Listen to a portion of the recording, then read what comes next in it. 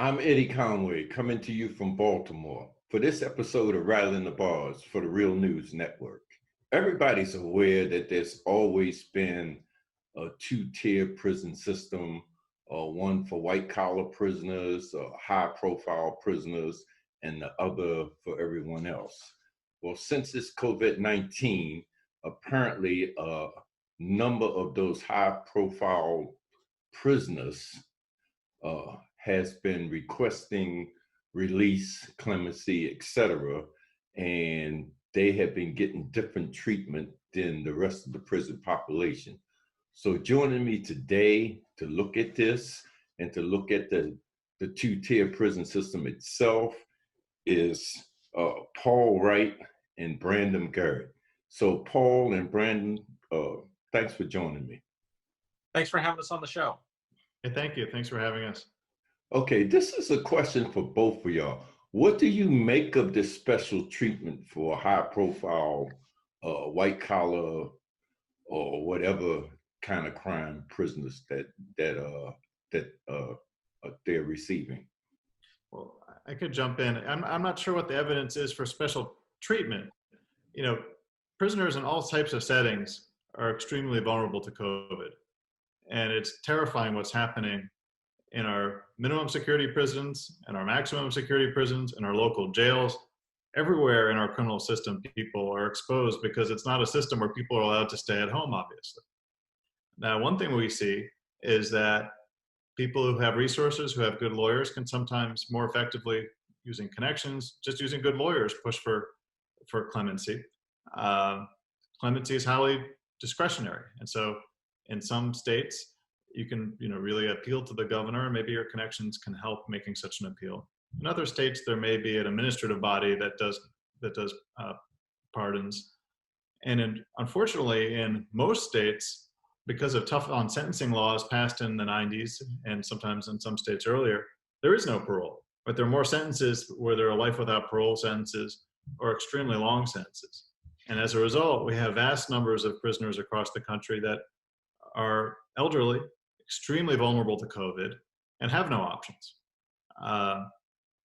Now, I think if there's sort of special treatment or more fortunate treatment for more fortunate white-collar offenders, it may just be because they often don't have a criminal history. They may have very good lawyers, and they may get lower sentences than people sentenced who don't have those privileges or who get convicted of more serious offenses.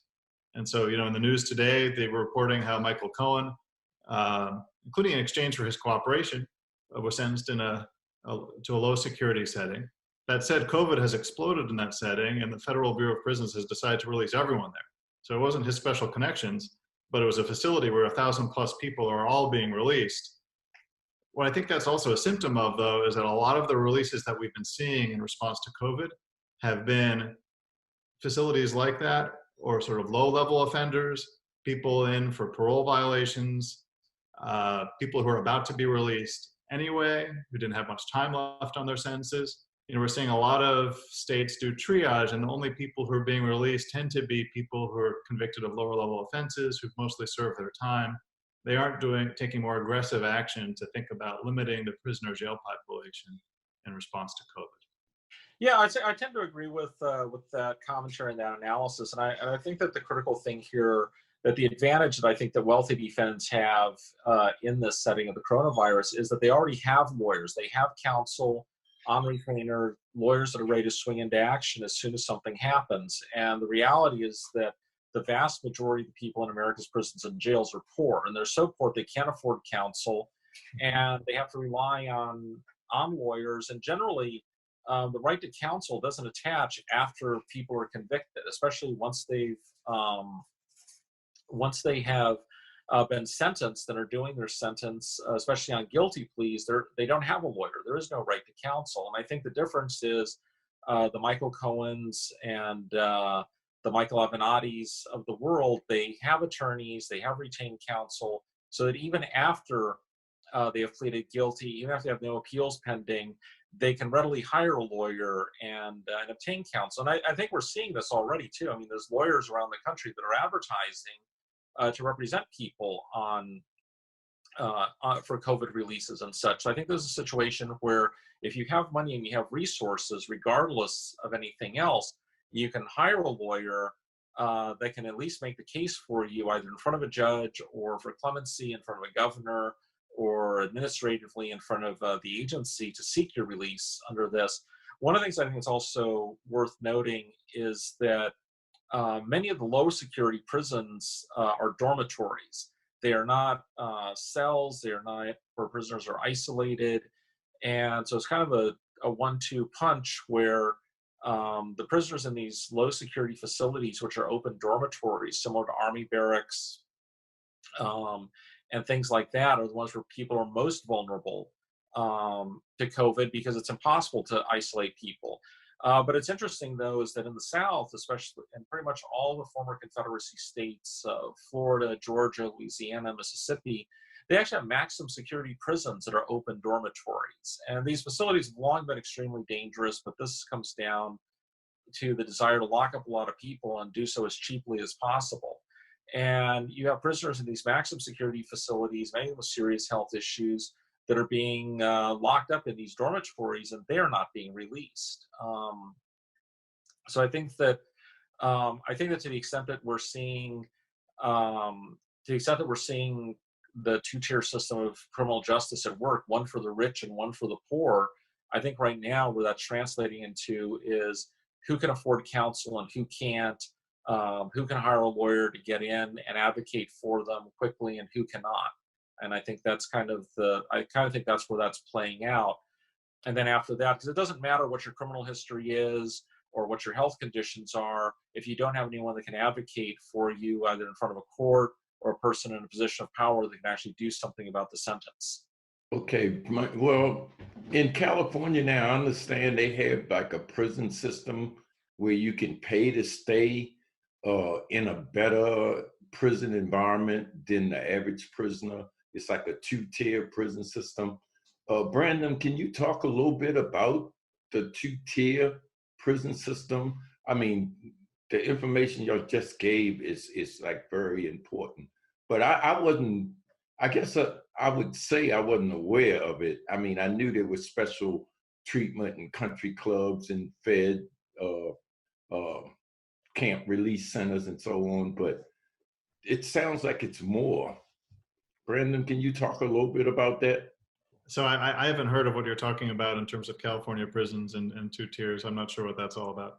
I wanted to mention something that is more pervasive in the country that we haven't talked about yet, where money really matters. And that is, we've talked about prisons so far, but there are also jails. And there are a huge number of people in our jails every day. And in many states, what decides whether you are detained in jail versus released is whether you can pay cash bail or whether you can make a payment to a bondsman. And that's a quite direct way that if you have the resources, then you're not in a jail setting. Jail settings are, extremely dangerous in terms of COVID. Lots of open settings, lots of people held in groups, and lots of turnover. There's enormous churning in jails. Average jail stays, people may be in jail for a few days, maybe a few weeks. It may depend on the charges or if they can make cash bail. And so it's an enormous number of people that are all together and then going back to the community. So it's an enormous public safety risk to the community. And again, in many parts of the country, what decides whether you are in jail or not is whether you can make cash bail. Now, in some states, they've actually addressed this during the emergency. So the California Supreme Court said that bail can now be set at zero. Other jurisdictions have said, look, we're just going to cut way back on arrest. We'll start giving citations as an alternative to arrest. And so in some places, you see that jail populations are way down compared to how they were a few months ago. But in other places, you still see people in jail for pretty minor offenses. And in fact, you see people in jail specifically because of poverty, because you have people in jail for held in basically contempt type situations where they haven't paid fines and fees. And so that's another way that poverty can land people in jail. Some states have said, okay, we're going to do emergency relief. We're going to suspend fines and fees and court debt during this emergency. Those types of measures should be taken more permanently. But again, when you turn from prisons to jails, you're also looking at an incredibly dangerous situation. The places where COVID has spread the fastest, the epicenters of COVID, are places like the Cook County Jail in Chicago. Obviously, people have all read about Rikers in New York City and the rapid spread of COVID there. And again, people are often in jail because they're poor. Okay, Paul, there's information out there that some families are being charged exorbitant rates to receive phone calls from their loved ones or support people in prison. Can you talk about that a little bit? Sure. The prison phone market is controlled by mostly by two companies called Securus and Global Tel-Link. And these companies have their entire business model is based on monetizing human contact between prisoners and their families. And they charge ridiculous rates for their phone calls. Up to $15 and $20 for a 20-minute phone call is what prisoners' families are paying. One of the things that's interesting is that in reaction to the COVID crisis, as part of the CARES bill that was passed by Congress, one of the provisions in there is the Federal Bureau of Prisons is allowing prisoners to make free telephone calls. And that's been one of the few signs of decency that we've seen out of the Federal Bureau of Prisons during this crisis. And it's one that we're hoping that states and jails would follow and allow prisoners to remain in touch with their family without financially exploiting them. But this prison phone industry is it's a $2 billion a year industry, and it exists solely to gouge and exploit prisoners' families by basically making them pay if they want to stay in touch with their loved ones. I did want to go back to your prior question, though. I think some of the points that were made about bail, I think, are worth emphasizing, is that around the country, 30 to 40% of jail populations are people being held in jail because they cannot afford a bail of $1,000 or less. And the bail bond industry is another industry like the prison phone industry that exists to monetize and financially exploit poor people that's caught up in, in the system. And we also see lots of people that, in addition to not being able to pay bail, are also being held for non-criminal offenses. I think Prison Legal News a few years ago, we did a story that on any given day around the United States, over 50,000 people are being held in jail, not because they're accused of a crime, but because they're too poor to pay child support. And, that's an enormous number, 50,000 people. That's the size of the entire Ohio prison system, for example. One of the things is you did ask about about jails, pay-to-stay jails in California. Prison Legal News has reported extensively on that phenomenon. And basically what they are is these are city jails in and around the metropolitan Los Angeles area. Seal Beach is one of the ones that comes to mind, where basically if people can afford to pay $150 or $200 a day, they get to stay in a jail and they get a cell to themselves. They keep their laptops, they keep their cell phones, and basically they can do sentences of less than a year being, quote, in jail, unquote, whereas they're not risking their lives and their safety being in the Los Angeles Men's Central Jail. And a lot of celebrities have stayed in these pay-to-stay jails, including Dr. Dre, the famous rapper, and a lot of other celebrities have done this. And I think that one of the things that this does is it makes it extremely difficult, I think, to achieve any type of meaningful criminal justice reform when you have rich people that are basically not subjected to the same rules or conditions that poor people are. When the poor people have to fend for their lives and hope for the best, whether it's COVID or violence or lack of medical care and sanitation in general, in places like the Cook County Jail or the Los Angeles Central Jail, but rich people literally buy their way out by staying in, literally plush jail conditions or more akin to a private facility. I think it makes it a lot harder to argue on the need for that, because I think that one of the things that we see is for people to reform things, they need to think, I don't want this to happen to me or my loved ones or my family member. But if you're so rich and you think, you know what, even if I get accused of a crime, even if I get convicted of a crime, this isn't going to happen to me. The really bad stuff is only going to happen to other people. And generally they're poor people. They don't look like me. They don't talk like me. They're not in my social circles of friends and acquaintances. Then I think it's really easy to let those conditions continue and fester as they have in this country for the past 40 or 50 years. Okay, thank you for that information. Brandon, do you have any last comments that you want to share with the public? Sure. No, all this is really important and powerful information. I think if folks are thinking about where is COVID, people have heard about how COVID has spread in this epidemic way on cruise ships and nursing homes. Many of our prisons are nursing homes. They're elder care facilities. There are enormous numbers of people that never would have received life sentences, life without parole sentences, or even 20-year sentences in decades past. And so we have an aging population in our prisons. The quality of the medical care is often not good, and the quality of the medical resources, beds, hospitals in the rural communities where many prisons are located can't support what's going to happen once COVID starts to spread in these facilities. And I think people like us have been warning that this is a terrible, terrible threat for a couple of months now, and we've seen only halting action around the country. And even apart from the question whether people who are better connected with good lawyers can here and there at the margins get released, for the most part, we're going to have many, many thousands of people who are already getting exposed to COVID, already getting extremely sick and not able to get care in our prisons and jails. The problem is exploding. And perhaps if there were better connected people, and if criminal justice was a topic of greater public concern, maybe it would be higher up on everyone's list of things to respond to aggressively. And so far, that's only happened very, very slowly. And so just big picture, our prisons and jails are the new epicenter for this COVID virus. The results are already tragic for both people in these facilities who are incarcerated, for the people who work there, for judges and lawyers, for family members.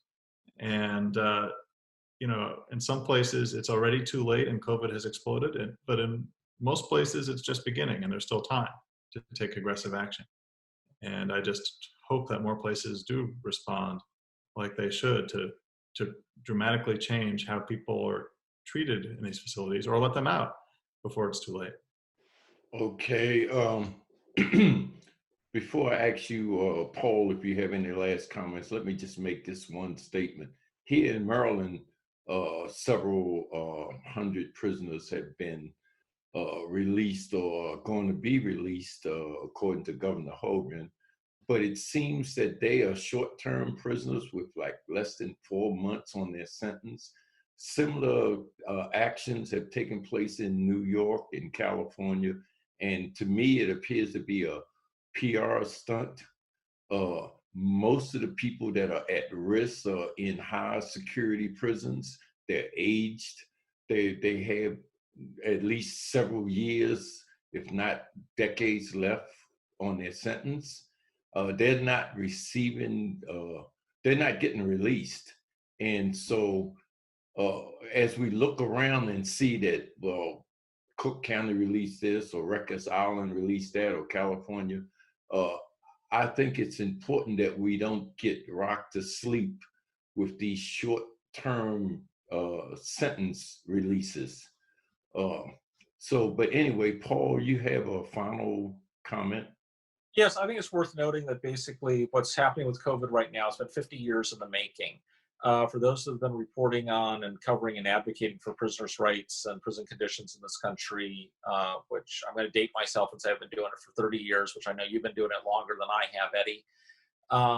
But this is not a surprise. And I just look back at all the previous epidemics that have swept through American prisons and jails, where there's hepatitis C, HIV, AIDS, drug-resistant tuberculosis, MRSA. And I think it's important to note that the people that run our country's prisons and jails, they're not medical experts. And frankly, as far as I've seen in the past decades, they don't really care about the medical opinions, views, or practices. They've totally dropped the ball. They've always been incapable of providing anything approximating adequate medical care in our prisons and jails. And I think that the only thing that COVID is illustrating is their base incompetence at doing anything other than locking people up and caging them. And I also think that, as you note, Eddie, this kind of tepid response of letting a few people out, as I see it, the story isn't going to be the 10 or 20 or 30,000 prisoners that were let out in response to COVID, but the 2.5 million that weren't let out. And I think that the irony is going to be that the greatest decarceration that may take place in the United States is going to be for prisoners dying of medical neglect from a preventable disease. And I'm hoping that's not the case, but I'd say the way things are headed, I think that will be the case and is likely to happen. But I think one of the things we need to be thinking about is who's going to be held accountable, who's going to be responsible for making the decisions to keep people locked up and prevent them from getting medical care. We're getting reports about prisoners that are being denied basic things like cleaning supplies. They can't get masks, for example. There's no sanitizer available. And these are all government decisions that are being made. And I think we can contrast this to other countries. The Islamic Republic of Iran, who has a horrendous human rights record with regards to its prison system, they've unilaterally released 85,000 prisoners. That's over a third of their prison population has been released because they are admitting that they cannot keep their prisoner population safe under the conditions that they have in Iran. And the fact that other countries are taking dramatic steps to reduce and protect their prison population, I think should come as no surprise. And I think this is one of the things that all it does is just illustrate, I think, the poverty of the response of the United States government and its local entities. But again, it shouldn't be a surprise. We built a police state that's caged 2.5 million people, which both in terms of percentage of our population and in raw numbers is the biggest massive incarceration that the world has ever seen at any point in its history. More than Stalinist Russia, more than Nazi Germany. That's the last word on that. So thank you, Brandon, Paul. Thanks for joining me. Thank you so much. Thank you very much, Eddie. And thank you for joining this episode of Rattling the Bars for the Real News.